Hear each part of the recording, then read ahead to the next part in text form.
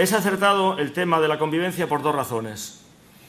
La primera, porque estamos sometidos a un ataque despiadado, feroz, en contra del Islam, que nos acusa de violencia, de fanatismo, de intransigencia, de crueldad y de terrorismo.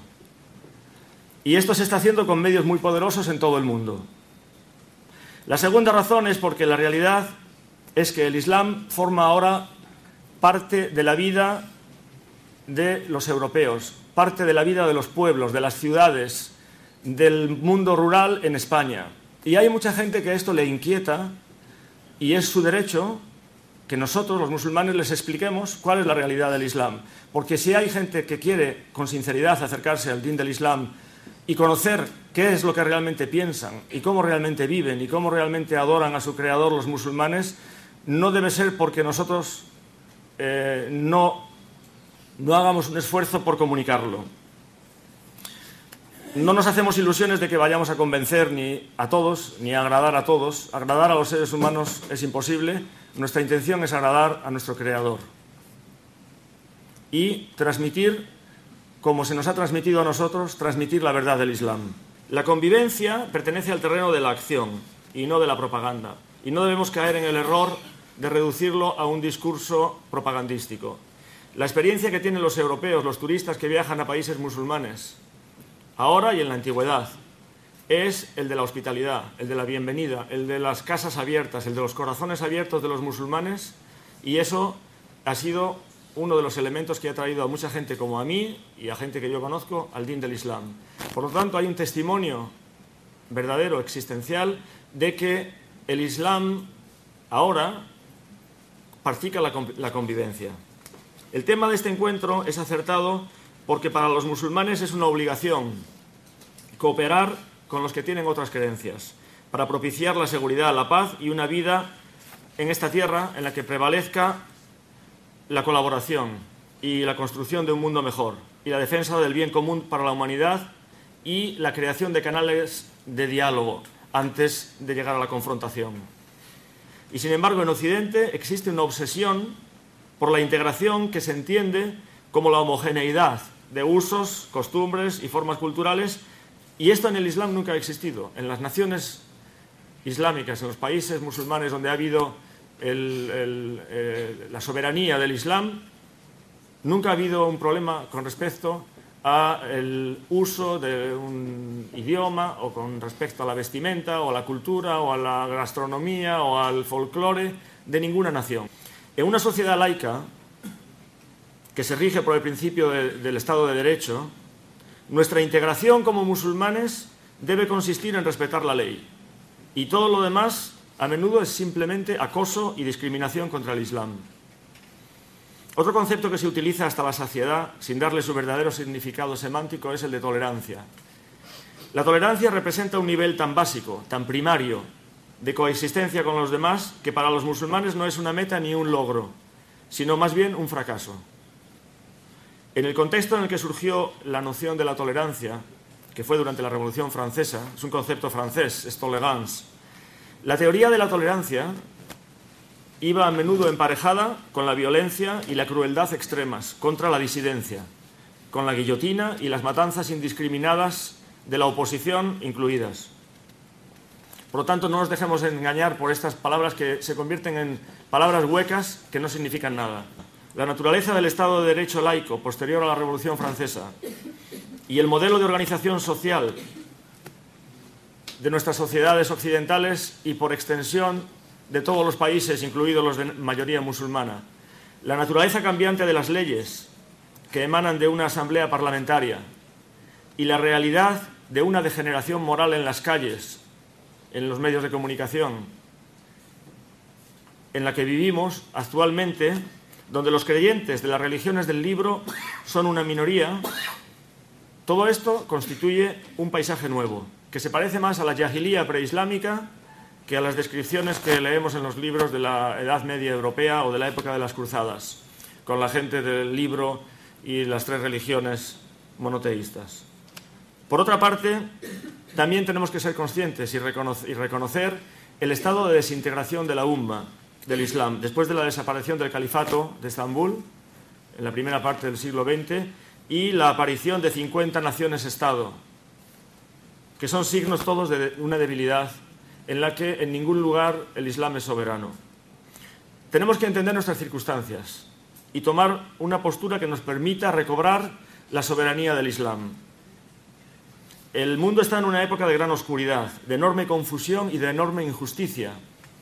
El mundo se está convirtiendo en un lugar ingobernable. Económicamente, puesto que el sistema que prevalece es un sistema contrario a la ley natural, a la ley divina, que es el sistema especulativo usurero.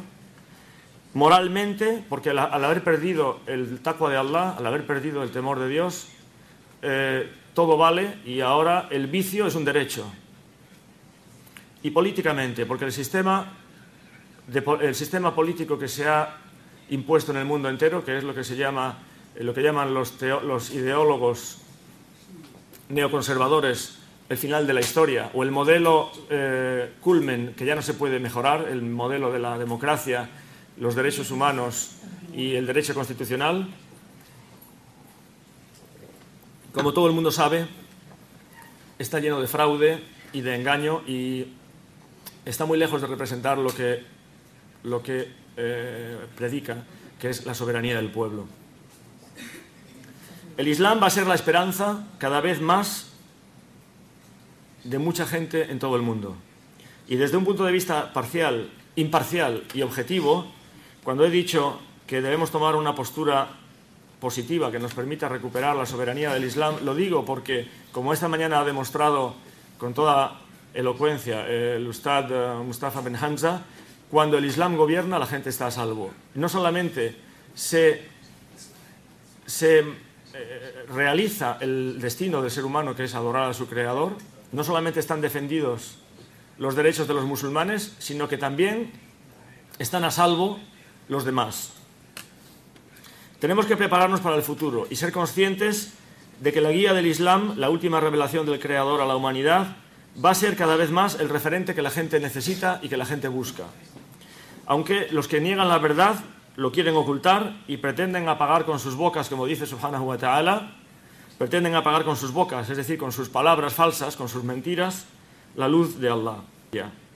Después se desencadenó la campaña obsesiva y paranoica del terrorismo y de descrédito del Islam, asociándolo con todo lo más inicuo, lo más perverso y lo más bajo. Una campaña encabezada por los Estados Unidos de América, bajo el manto de una oscura y ambigua doctrina, la guerra contra el terror. El pensamiento de los musulmanes en todo el mundo se ha clarificado. Este evento, esta convulsión de los últimos 6-7 años, ha producido una clarificación en el pensamiento musulmán, pero también ha producido una comprensión y un interés y una simpatía incluso y un respeto hacia el Islam por parte de millones de seres humanos en Occidente. Esto se ha traducido en muchos nuevos musulmanes en los países occidentales. Gente que piensan y reflexionan y que no se tragan las teorías incongruentes de los neocon americanos, de la actual administración americana y de los sionistas, con el apoyo, repetidas veces, del propio Vaticano, que pretenden atribuirle al Islam un carácter maligno. El pensamiento de los musulmanes se ha clarificado. ¿En qué sentido? Se ha clarificado de dos maneras. Primero, los musulmanes hemos entendido que la protección contra el nihilismo suicida y terrorista es el conocimiento correcto. La educación islámica de raíz, utilizando el título de un libro que trata precisamente de este tema, de la recuperación del conocimiento original. No es la pobreza lo que genera el caldo de cultivo de los fundamentalismos.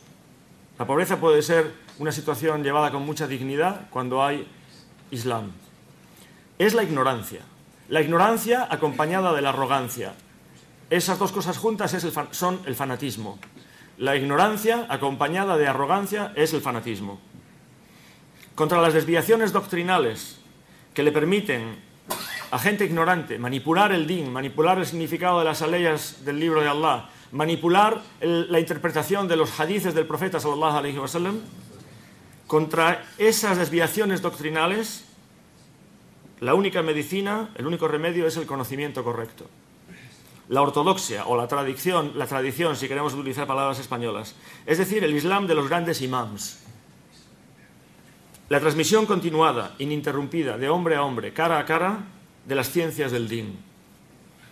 No el acceso libre por parte de cualquiera, sin fundamento y sin el proceso de transformación individual y sin las herramientas de conocimiento necesarias para interpretar a su libre gusto las ayas del libro de Allah y los hadices de Rasul sallallahu alaihi wasallam.